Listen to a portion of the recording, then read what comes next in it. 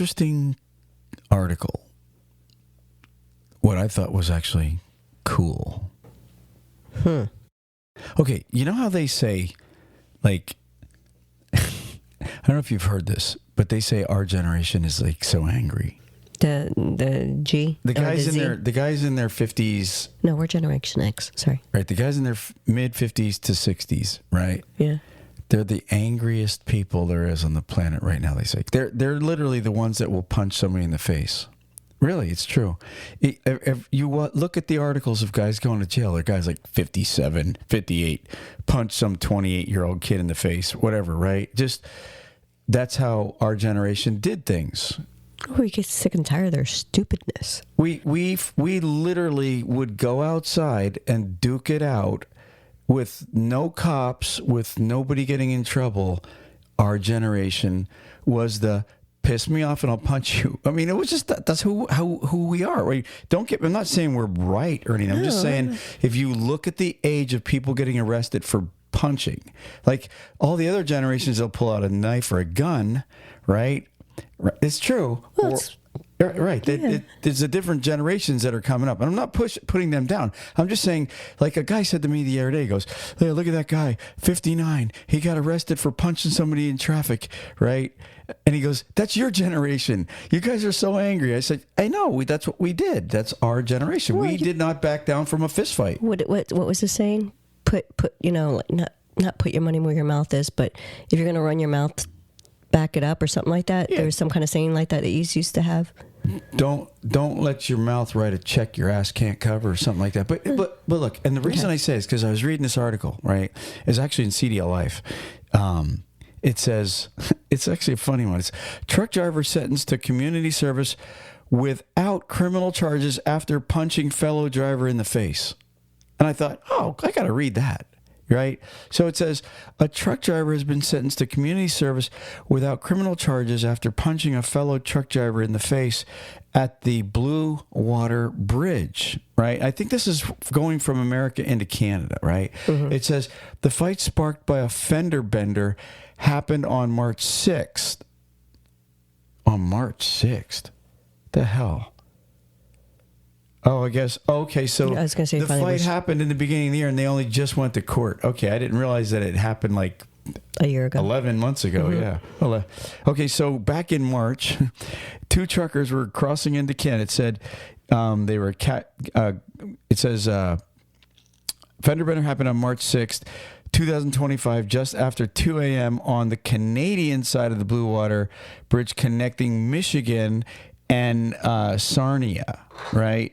Then it says, according to the Sarnia Observer, two semi-trucks knocked into each other as they were both heading to the Canada Border Service Agency inspection area. So they were going into the inspection area, and somehow they were probably trying to get one ahead of each other. This is why they got pissed off, I'm guessing, right? So then it says, so one driver gets out of the truck, dun, dun, dun, dun, right? Guess who it is? The driver, a 57-year-old veteran driver whose name has not been released, then got out and punched a co-driver, the guy in the other vehicle, in the face. The other driver was knocked to the ground by the punch, resulting in a swollen and bleeding nose. Okay, Aww. That's what we call getting decked. Okay, he decked somebody. D-E-C-K-E-D. You were decked. Now, I'm not saying who's at fault because it doesn't really say who cut who off. It says the 57-year-old was arrested at the scene, charged and released in court. He pleaded guilty. And see, that's just like our generation. They go, yeah, I did it.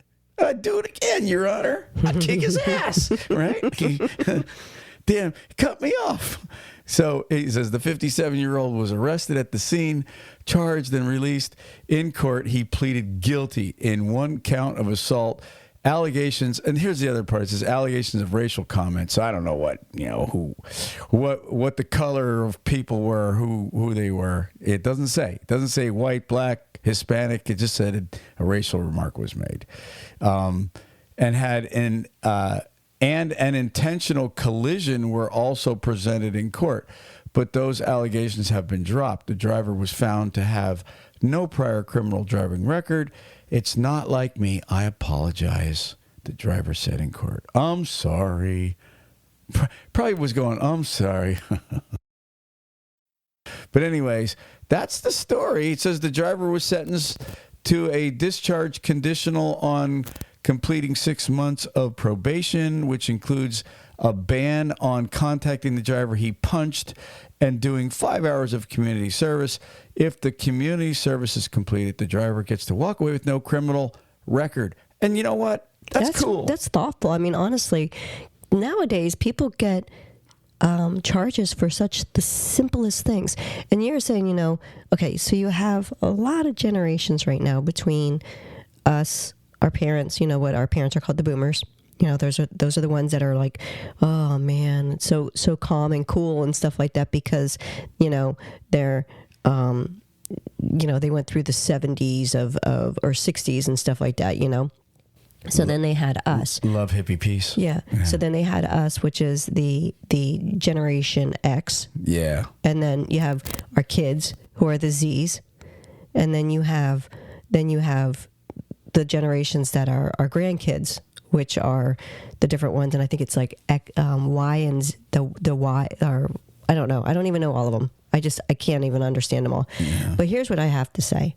So you have us, which we show an action to our, if we're going to say a verb, we're going to show that verb. If I'm going to say I'm going to deck you, I'm going to deck you. Yeah, we may be getting older, but we still swing. As far as, and that's, honestly, that's probably why a lot of people say, not just, we were, hey, I'm going to spank you. Yeah, we got spanked. You know what I mean? So that's when we tell our kids, keep it up, we're going to spank you type of attitude, right? Well, then you have the group that's after us, like our kids or the ones that are like a little younger than our kids, right? That generation, what did they do? They have we would say they have beer muscles, right? That's what we'd say. If someone was drinking, we'd say they have beer muscles. Well, now it's not beer muscles; it's the keyboard muscles, right? Yeah. So they're these little skinny people. You're getting a little drastic here. Well, yeah. So they're really tiny, skinny people. Which I'm not skinny anymore, but I'm tiny. But they probably never, if they run into something, they break down and cry because it hurts so bad. And they're sitting there saying, I'm going to shoot you. I'm going to do this. They're the ones that grew up violent. You know what I mean? Because they're playing the video games and they're doing all that stuff. So they're more violent than what we were. Yeah. That's why they pull out the guns and the knives. Yeah. We're just going to slap you. Yeah. I only really came on to talk about the punch in the face. Okay, I went a little crazy, but Yeah, I wasn't really going to put down the other generations. I'm just here to say that I come from the punch in the face generation, and it's true. We did it. Like back when I was younger, even teachers, everything. If you just got out of line, you got cracked. That was our generation. You got cracked, and you cracked somebody if they got out of line. It was just the cracking generation. I got spanked. I got the paddle in the 7th grade by the principal. Hey, listen, I worked for an Italian family when I was like 18, right? 17, whatever, just out of school. This little old Italian guy named Anthony. Of course, his name was Anthony. Every Italian guy's name is Anthony, right? And so, Anthony, I asked for my check. He goes, I'll have it next week. Oh, okay. Okay, no problem. Right? Next week came. Hey, I need my check. Yeah, well, you know what? I don't have it right now. I'll give it to you next week. I'm like, dude, I need it now. Guess what? Anthony threw an axe at me. He chased me down a hallway with an axe. I'm like, okay, I guess I'm going to have to wait for my check. I mean, it's just that's the way we grew up, getting threatened or getting whacked or whatever. They don't do that today. You know what I mean? You go to jail. If you say the wrong thing to somebody, my point. That was why I wanted to talk about this. If you say the wrong thing to somebody, you go to jail. Mm-hmm. And then here you got 2 truckers. Well, it happened on the Canadian side too. There you go. Yeah, exactly. So, that's funny. So I guess they're just going to give them community service. Yeah, the Canadians are like, yo, dude, man, you guys fight it out. I wonder if he did that too. Hey, I was in a fist fight in school, really in 11th grade, and the teacher took us out in the hallway and said, finish it. Literally, they took us out in the hall and they said, finish it. That was a school I went to. So I'm going to tell you right now, my hat's off to the Canucks. I think that's what you call Canadians, right? Canadians. My hat's off to them for saying, hey, guess what? All right, you punch them in the face. Go do 5 hours of trash picking up or whatever, and you're good. Shake hands. Make our highways pretty. Shake hands and say you're sorry. But that's really what it was like when we were younger. Today, you're in jail. You got a felony. You got an assault charge. You got all kind of crazy records on you when you go to apply for a job because you punch somebody in the face and half the people don't want to hire you. Or you just threatened them. Yeah, I mean, I know a lot of truckers that can't get jobs because of, you know what I mean? Maybe they got into a fight, right? And because most trucking companies, they don't want to take you misdemeanor charge, right, in the last 5 years. A lot of them, they say no misdemeanors in the last 5 years. Felonies, no felonies in the last 7 to 10 years. And it's got to be already clean, taken care of. So you had a felony for a fight or a whatever the case is, you're screwed. And it could have been something as simple. And this is what gets me. Not that I don't love my country. I don't want anybody to think that. I'm just saying that Canadian side reminded me of back when I was younger. If a cop seen you in a fight, we didn't get arrested when we got. I've been in a million fights. We never got arrested. These two truckers get into a fight. It's like shake hands and do community work. You're good to go. I like that. You want to take a quick break? Sure. Let's take a quick break. Hey drivers, I have a question for you. Are you still searching load boards? Are you still booking your own loads? If you answered yes, then I have another question for you. How would you like to find loads faster and easier just by saying these words? Hey Bubba. Introducing Hey Bubba, the most advanced technology in AI dispatching today. No more searching different load boards, no more booking your own loads, no more making phone calls, no more negotiating your own rates. Bubba does it all. And it all starts with, Hey Bubba.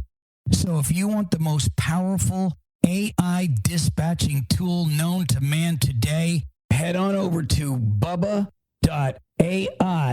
and download your free version of Hey Bubba today. Again, go to bubba.ai and get your free download today.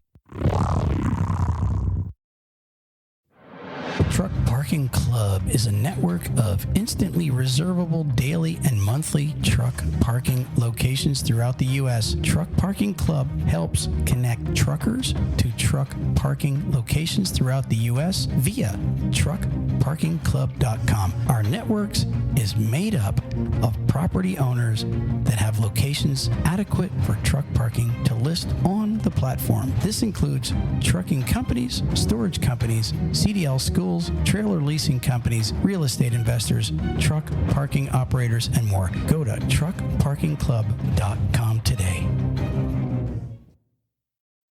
Attention trucking companies and truck drivers. If you need help with cash flow, we've got help on the way.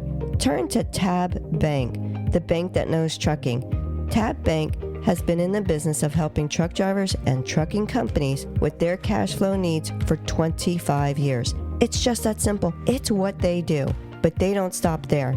Tab Bank helps grow your business with their invoice, factoring, and banking services. What a plus that is. Before you book your next load, play it safe and contact Tab Bank to get their help with your factoring needs. Tab Bank helps determine the credit worthiness of your customers as well as billing and collection efforts on invoices that you factor with them. Let the experts at Tab Bank get you cash quickly for the loads you deliver. Again, it's what they do. Visit tabbank.com/TalkCDL to learn more. That's tabbank.com/TalkCDL. Tab Bank member FDIC. All right, we're back. You know what the big topic was last week? The storm of the century. Remember, they were calling it the storm of the century. And you know what's funny? I got to make this comment.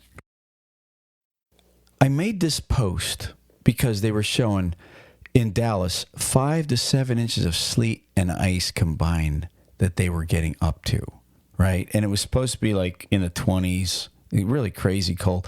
But it was supposed to actually have started in like Arizona, New Mexico, this crazy storm that was sweeping across the country, right? And it was going to go all the way to the Northeast. They were getting up to 2 to 3 feet of snow in some areas. It was just insanity. Our friends up in West Virginia, he said he got 15 inches.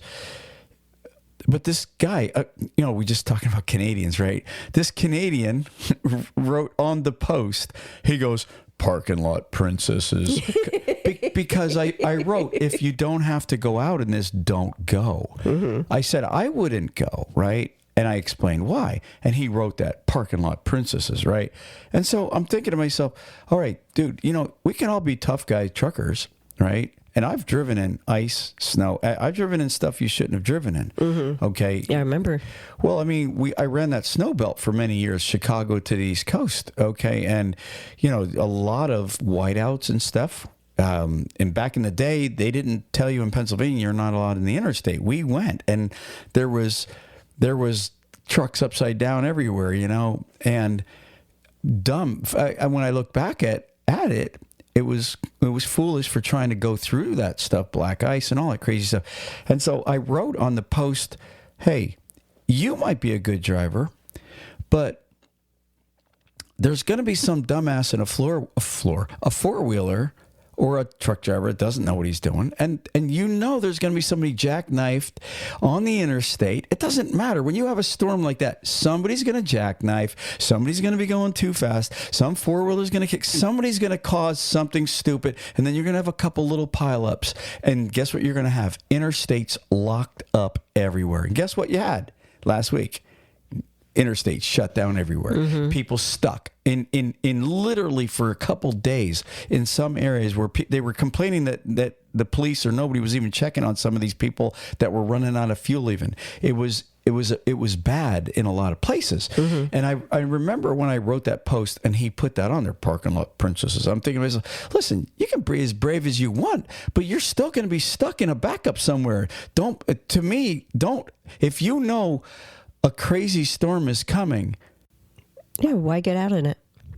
They say that with the hurricanes, anything that's going to be taking a chance on. And here's the thing, you could prepare for a storm as much as you want with the snowplows, with the salt trucks or ash trucks, depending on what area you're in, sand trucks. But especially in certain areas, they're not equipped to have certain levels of a storm. Canada is used to that kind of level, but Dallas, Fort Worth area, around Louisiana, they're not, Georgia, they're not used to the level of the storm that was projected to come. I mean, we were getting snow in the Panhandle over here. They don't have salt trucks in Florida, in the Panhandle, to handle snow or ice. So the people that are going to be out in that weather are people that don't know how to handle that weather. Exactly. So to literally, even if you have 5 people out on the road and 2 of them are from the north or have experience driving in that weather, you only still have 3 other ones that don't. So those 3 other ones are going to create the issue. Doesn't matter. You remember when, like, we'd say to the kids, be really careful driving out there. You don't know, and they're like, "Oh, I'm a good driver." Yeah, it's not that I don't trust you. I just know what other kind of people are out there. Yeah. There's other idiots out there that don't know how to drive. You might know how to drive because we taught you well. Doesn't mean the next person does. I'll give you an example. Most truckers, right? If you watch a really good trucker going down the road, he does what he's taught.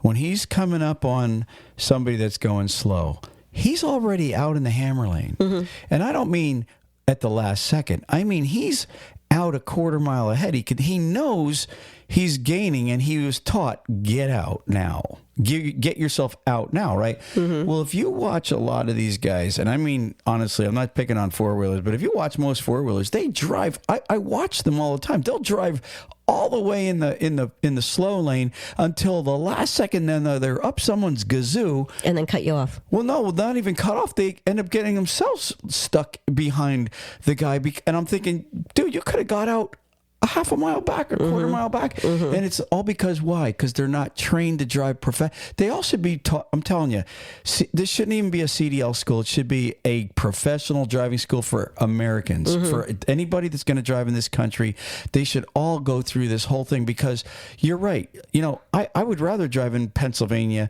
where I know all my friends and everybody, you know, knew how to drive in the snow, never would hit their brakes. They know how to handle, you know, a lot of snowy roads, but it's always that guy from another state or that guy that wasn't trained right that goes down the road, locks his brakes up and panics and goes into a slide and doesn't know how to come out of it. It's always the person that wasn't trained right. And you could see it in dry weather driving. And that's why I tell everybody, why go out when you know there's a snowstorm? Yes, you can make it, but you are in danger of the clown that doesn't know what he's doing. Right. That's the problem. The clown that doesn't know what he's doing. The Texan that is originally from... Let's pick on Texans. Well, I mean, we're talking about Dallas. They say everything's bigger and better, and I guess the wrecks are probably bigger. Well, in the Dallas-Fort Worth area, yeah. You're getting a lot of Texas emails. Well, let's just say this. You know, he was making the comment about that, and you were saying about the different areas. Okay, how many Texans... Really, honestly, we were talking to people in Dallas right after it happened. They said there's wrecks everywhere. Yeah, they're not accustomed to driving in. Yeah. I mean, yes, they do get snow and ice every now and then, and you have some that have experienced it and have no problem driving it. They know what to be prepared for. But then if you have someone that's in the Dallas-Fort Worth area that transplanted from like San Antonio, that really don't know how to drive in that kind of weather, and they're up there and they're like, oh my gosh, it's snowing and ice. What am I going to do? There you go. Yeah. Welcome to the city. You just flattened out the interstate because you decided to go out on the road. Yeah, there's some crazy videos out there, and it's always, again, you know, we're not picking on you guys that don't know how to drive, but the best thing you guys can do, stay home. Stay home. Stay home. And you professionals, I'm just telling you, be a professional. Yeah, unless there's something crazy that's making you take a chance to be out there, I wouldn't. I even said in that post, you know what, I would argue and tell my dispatcher to fire me before I'm going to go out in what they're calling the worst storm of the century. If I already know that it's going to be 2,300 miles of a storm, why would I want to be in that? And not that I don't, again, trust myself, but I already know what's going to go on around me. I mean, right. It's only it's a matter of time until someone slides under your trailer or you're just sitting in a backup. Where would you rather sit? At a truck stop? Well, even at a truck stop where there's food and you can go inside and blah, blah, blah, versus, on the side of the interstate. Or just on the interstate and worrying about, you know, somebody coming from behind you and smashing into you. You know, why even go through that? I would say, and here's the other thing. You guys that were calling it the storm of the century, that's funny. It's only a storm that we used to get all the time when I was a kid. You know, we joke about that. We used to walk in snow up to our hips. It's a fact we did. Okay, and my buddy in West Virginia, he was saying, listen, we've been blessed for the last 10 years with like very mild winters. Okay, but this was if you want the truth, it wasn't the storm of the century. It was a normal storm that we all grew up with. Yeah, it's just we had it late lately. So, you know, just like with the hurricanes, you know, or you know, the hot winters, or the you know, when they say about the super hot summers or the super cold winters, or then you have your mild winters. I remember coming down to Florida the one year we came down for a visit, and it was that hot between the week of Christmas and New Year's that we had to find a place that we had to buy some shorts because it was so hot. I packed for winter stuff, not thinking. Yeah. So, I mean, you have that.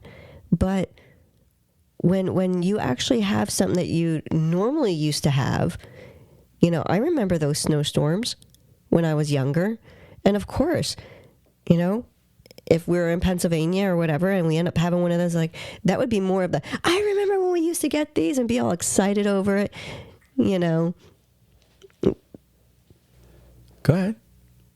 I just think it would be really, really awesome, you know, once in a blue moon having a cool storm like that. Preston and I were talking about that when I called him and talked to him for his birthday. He was sitting there saying about how he wouldn't mind snow every now and then. I said, I liked snow until you drug it into the house. Okay. All right. Back to trucking.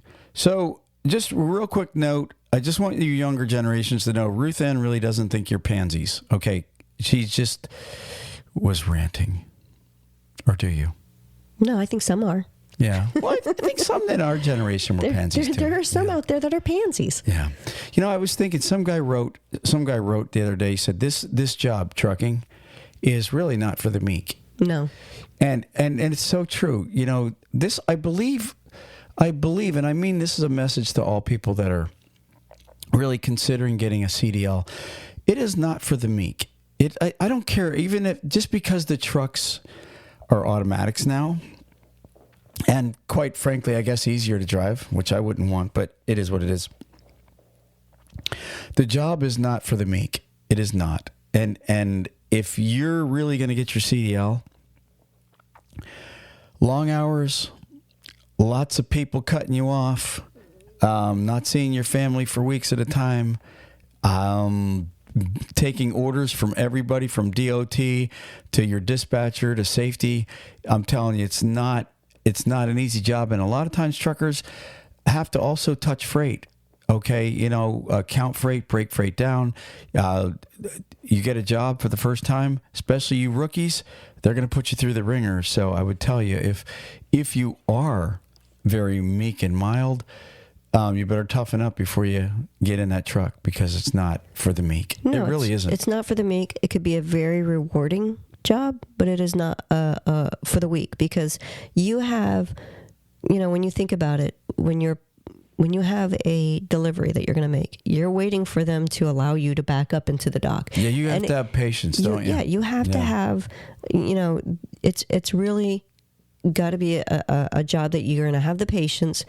And then you also not only have to have patience, but you have to be just the opposite. You have to be sometimes where you have to be pushy too. Exactly. I was just going to say, you have to be patient, but you also have to be forceful. Yeah. There's times, like you said, where, okay, look, let me tell you something. You go to a food warehouse, if you don't have patience, I'm going to tell you right now, they're just going to tell you to pound sand. Mm-hmm. They don't really care in those food. They're used to fighting. Mm-hmm. Okay. You can call your dispatcher, blah, blah, blah. They can start charging all you want. But if the guy's a jackass, it doesn't really matter. You got to have patience. Mm-hmm. But then there's times where you've got to be a little forceful, especially like with your dispatcher even. Mm-hmm. Because I will tell you the truth. If you want the absolute truth, every trucking company that I've ever gone to, if you're the guy that's willing to take any load, anytime, anywhere, okay, you're the guy that will get used. You will get used all the time. If they have 100 trucks and for all of a sudden you're being fed New York, it's because you're not complaining. I'm not telling you to complain, but if you're the guy being shoved into New York, you can't get a lot of miles always running into the Northeast. Mm-hmm. Okay.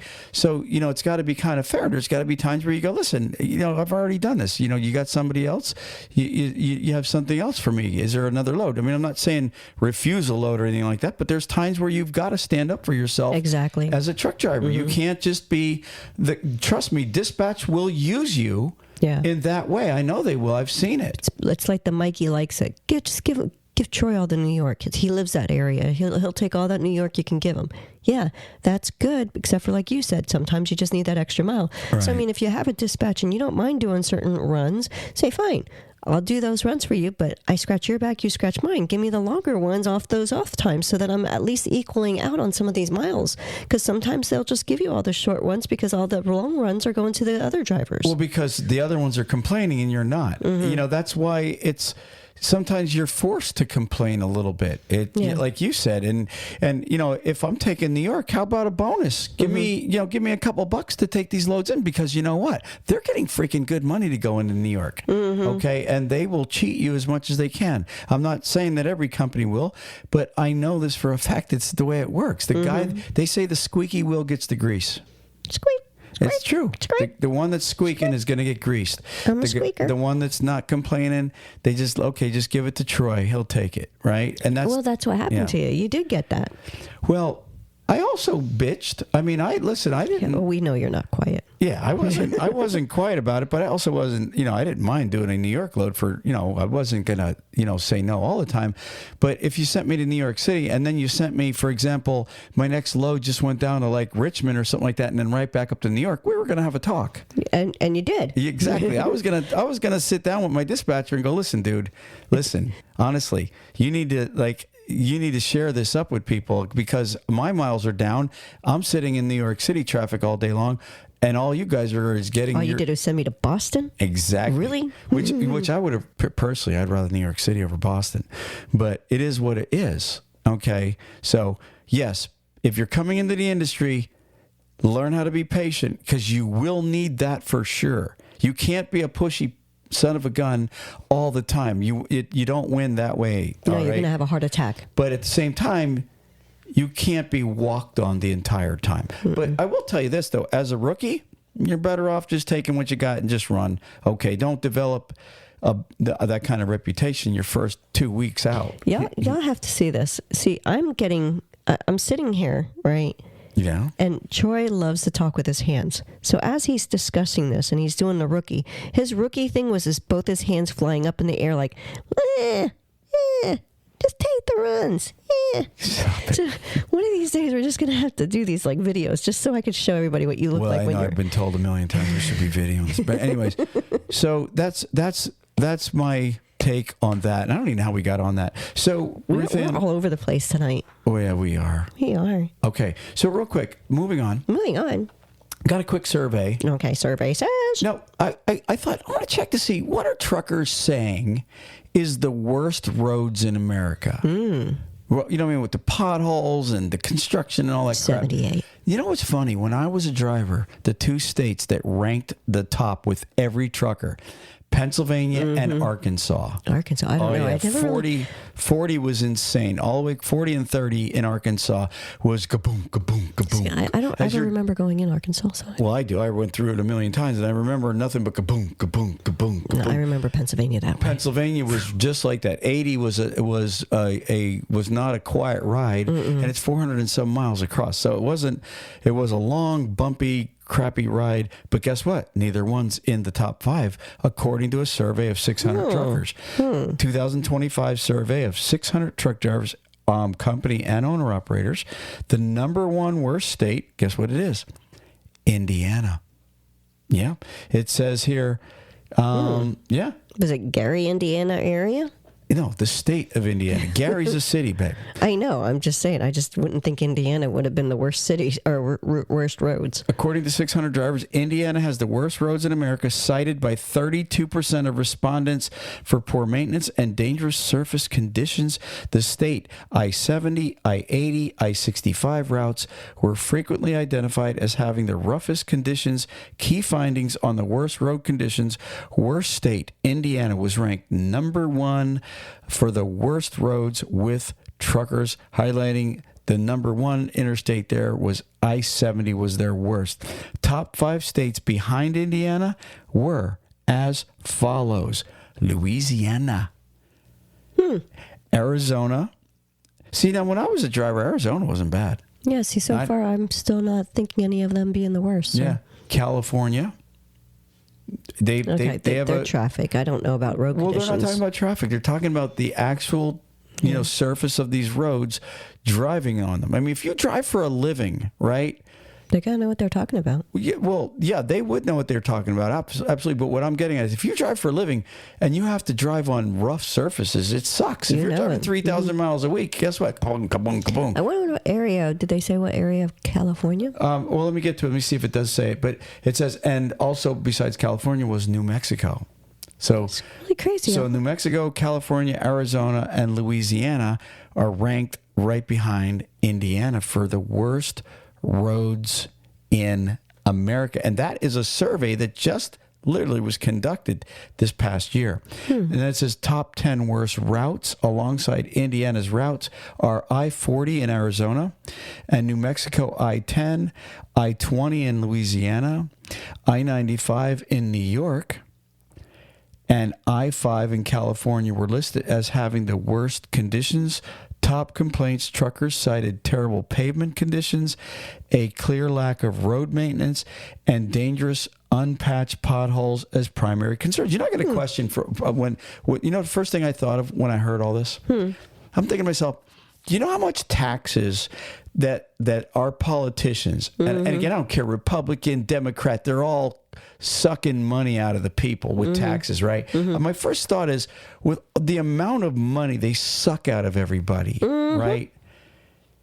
Why aren't the roads beautiful and perfect? Well, I was thinking honestly, I was thinking the same thing. I'm thinking to myself, not only that, but I know this is going to sound really crazy because my mind isn't normal. That's very true. I can testify to that. So when I'm thinking of the worst roads, I can understand two things. I can understand Indiana because of even though I didn't think that their roads were that bad, but I can understand, with plowing and different conditions.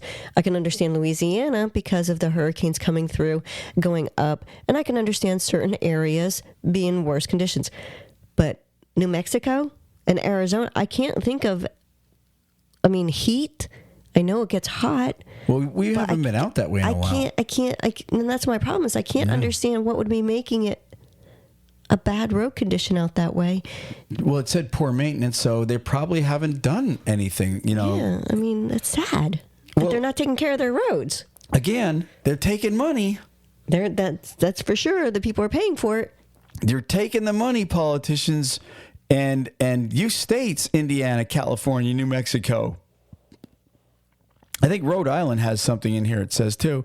But, Arizona, New Mexico, California, Louisiana, and Indiana, you guys are on notice.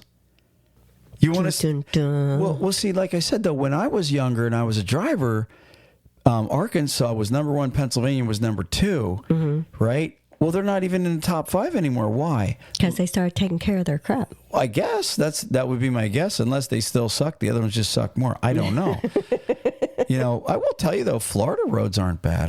Do you know the only one thing about Florida roads? They're pitched. You ever notice that? Yeah. If you're ever driving in Florida, especially on 19 along the coast, they're literally pitched for runoff. For the rain. Yeah, so if you're driving and you're thinking, man, I'm pulling to the right, well, that's because the road is pitched to the right a little bit. Yeah. That's Florida. That's for the runoff for the water. So, but anyways, that's the survey, and that's according to truckers, and I take the truckers' words because I know truckers, because I'm a trucker, and I know that they know what they're talking about when it comes to that because they drive these dang roads all day long, and ironically, they all voted Indiana worst state. Indiana, there's a goal now for you to get off the top as the worst roads in America. It's not a title you really want. Yeah. I don't think I would want that title. Yeah. It's funny. I didn't expect the podcast to be this long tonight, but I got to be honest with you. I want to move on because I conducted a survey myself, and I wanted to have a little fun with this survey. I told the truck drivers on the page, I said, I'm going to conduct the survey of how many average miles you're driving a week. And some of them had some comical answers. And I thought I'd read some of these answers. And so we're going to have a little bit of a longer podcast right now because I want to read some of these answers. And I told these guys I would actually credit their names and, give them a shout out. These guys are good. We love our viewers on TalkCDL. So we asked the question, how many miles do you average a week? And of course, you're going to get some. You can get some weird some nutty answers. You can get some honest ones, and then you'll get some boasted ones. But Curtis Ross, and most of these guys really didn't give unrealistic figures, because I know this for a fact. Curtis Ross said, I do 3,300 to 3,600 miles a week, and I'm home every other day. Now, you would think, oh, that's a tough one, right? But if you have a dedicated route, right, if you're running... Well, he said he's home every other day. So if you're home every other day, but are you home every other day for X amount of hours and then going right back in? And are you running about, 600, 650 miles a day, even at 5 days a week? That's going to put you right around 3,300 miles if you're doing 650. So, plus, he's probably doing more drop and hook than he is waiting for a load to be just. And that's a good thing to bring up, Ruth Ann, because the bottom line is if you have help from the load, meaning drop and hook, the route, you don't have to wait to get anything signed, blah, blah, blah. Guess what? You can do these kind of miles. And if you have a truck that has a little bit of guts, you can rock. You know what I mean? And again, depending on where in the country, like you're not going to tell me you're running from Boston, to, Harrisburg and back every day. All right. And getting 3,300 miles in the Northeast. That's not happening. TJ Watson wrote 1,050 miles a week, local, split shift, yard jockey, route driver. He makes $1,850 a week. Good for him. Union. I mean it. Good for him. Yeah. No, that's great. Especially Some of these guys are union. Yeah. Robert Marshall wrote 6 days a week, 3,100 miles. Then I do my 34-hour reset. I can believe it. Yeah. Mm-hmm. Yeah. So I think that really when I looked at some of these guys, you're going to hear some answers that are lower. It's going to probably come out to about a 2,800 to 3,000 mile a week is overall they're average with averaging. these. Yeah. Yeah. And that's kind of what the industry right now, I think, is averaging. Yeah, I mean, these guys are definitely getting their miles picked up. And I wrote, could you do more if your company would give you more? And of course they could. These guys are professionals. James Bowden wrote, I average under 1,000 miles a week right now and make more than I did averaging 3,500 miles a week. I don't know, maybe he's an hourly guy and whatever, is he a lease purchase? He didn't really elaborate on that. So we obviously know there's something different that he's doing there. Yeah, he's transporting something. You're not, listen, if you're getting paid by the mile, you would have to be getting like $350 a mile just to equal what you were getting before. So Ryan Palmer wrote about 2,700 miles a week, running where I run, and what I do, I wouldn't be able to do more, which is fine with me. Rusty Rockwell wrote 2,200 miles a week. I would drive way more. So he's wanting more miles. You got listen. I don't know the trucking company, but if you're a trucking company that has Rusty Rockwell working for you, you might want to take care of Rusty. He's looking for more miles, and there's companies out there that will give it to him. Gloria Henderson writes 1,200 miles overnight several times a week a long time ago. Okay, Gloria must be retired. William Eicher wrote 3,000. Christopher Stanley wrote a giant paragraph about his life. I'm not going to go into that. Christopher. Bruce McCrae wrote about 5,000 miles a month. I know DOT frowns on that. I don't get that. That's only like 1,250 miles a week. Yeah, I think he meant 5,000 a week. Yeah. And I'm going to tell you something. I knew some truckers that were doing 5,000 a week, but they were popping pills though. And he might be part of a team drive. Yeah, exactly. William O'Donnell wrote 125,000 miles a year. That's nothing. I was doing 130 to 140. So that's really not that bad, 125. I guess today it's not bad. James Boyd wrote in capital letters, N period, O period, Y period, B period. NOYB, none of your business.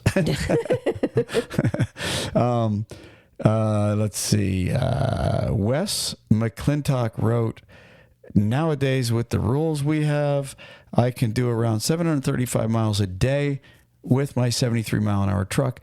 Get on at Flagstaff, Arizona, usually make Albuquerque or Moriarty, New Mexico, and shut down for a 30-minute break and a quick bite. Hey, I want him to tell me what the road conditions are like. He's in Arizona and New Mexico. Yeah, I was just going to say, he's in two of the states that were on the top 5, right in, Wes.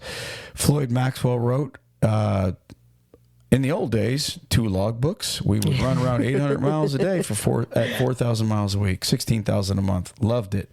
David Smart wrote, man, I've got to put my boots on. The poop's getting deep on these comments. That's my kind of guy talking there, because that's what I would have said. David Smart wrote 22 to 2,500 miles a week, home every day. I don't want any more miles. He's got, and that's cool. He's comfortable with that. But he said he's home every day. So. Exactly. John Morrison wrote 2,500 to 3,000. That's average. Jerry Wilson, 3,600 miles, 6 days a week. I can believe it. Bill Goodman said, I'm retired.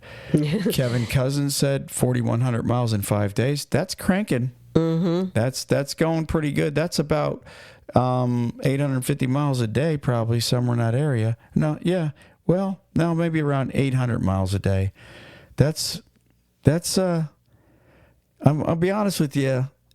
I'm going to go back to that guy's comment. my The poop's getting deep. My feet are lifted up. Kevin Cousins, 5 days. If he has to dedicate it, man, that's. He might have a team partner that helps with some of it. That's some rolling, man. If you're doing that, I'm going to be honest with you. I call. How do you say it? Bullshit. Okay. Bullshit. Dave Falla says, I usually keep it around 2,000 a week, about 60 hours of clock time, including on-duty stuff. Pays well enough to not worry about what anyone else does. That's cool. Assad Amina Ross wrote 4,250 miles a week. Yeah, if you're doing it in 7 days, I can believe it. 4,000, 4,100 in 5 days. I can't say you couldn't, because I've done that. It's just consistently every week, 5 days a week, 4,100 miles. Say it again. How do you say that? Bullshit. Okay. Anyways, so Steve Schroeder says 6,700 miles a week with a team driver. So that's very simple to do. That's only 3,300 miles a week each. Kevin Anderson, 1,500 to 2,000 home nightly. Daryl Puckett, not enough per day, not enough per week. If you're a company that has Daryl Puckett, okay, you better give him more miles. He's not happy. Jonathan Roden, he wrote 2,200 miles. Jason Griffin said all of them. Bradley Kukulis wrote 600 miles a day, home every night. There's really I'm sorry, guys. There was too many to get to. And Ruth Ann's waving me saying, listen, it's time to wrap up the podcast. So if I didn't get your name out there, I do apologize. Stay with me, and I promise you, anybody who wants to come on the show, wants to be a guest on the show, write to Ruth Ann at TalkCDL.com, Troy at TalkCDL.com. Let us know what you want to talk about. I haven't actually opened it up to interviews lately, and I think it's about time to start bringing a couple people on. Ruth Ann, that's the podcast. Do you have the word of the day? I do, but I also want to mention that we are now doing some planning to go down to the Florida Truck Show. Yes. Come see us. Absolutely. Looking forward to it. It's one of the best truck shows out there is the Florida Truck Show. Okay. Ruth Ann. And they're such great hosts. What's the host's name again? I always mess his name up. Jesus. He is honestly a stand-up host. Very nice show. Every show. In fact, he does a Texas show and he does a California show, and everybody talks very highly of all the truck shows he's doing. So hats off to Jesus. Ruth Ann, what do you got? Winkle. Oh, do it again. Winkle. Winkle? Winkle. Sorry, I hit my... You hit the mic. That's okay. Winkle. Winkle. Is it something to do with winking? No. Winkle. Extract or obtain something with difficulty. Like when I'm pulling weeds, it's winkle. Really? The interrogator was used to winkling confessions out of the most hard-boiled subjects, or I had to winkle the button out of the too tight buttonhole of my new shirt. So winkling is to pull something out. To extract or obtain something with difficulty. So if you're trying to get a screw out of the thing, and you're like using vice grips and everything to try and, you're winkling. So I've got a challenge for the truckers out there. All right, truckers families. Use the word winkle this week in a sentence. Try to use it a couple times, and then write in and tell us about how you introduce the word winkle to somebody. But don't tell anybody at first. Just somehow bring it up in a subject, answer them, or make a statement, and use the winkle as the word extract, okay, or to pull something out. Obtain something with difficulty. Ooh, I wonder if you can get I winkled in that dock pretty precariously. Well, you have to winkle out. Yeah. Yeah. Okay. All right, we're out of here. Peace. Praise the Lord.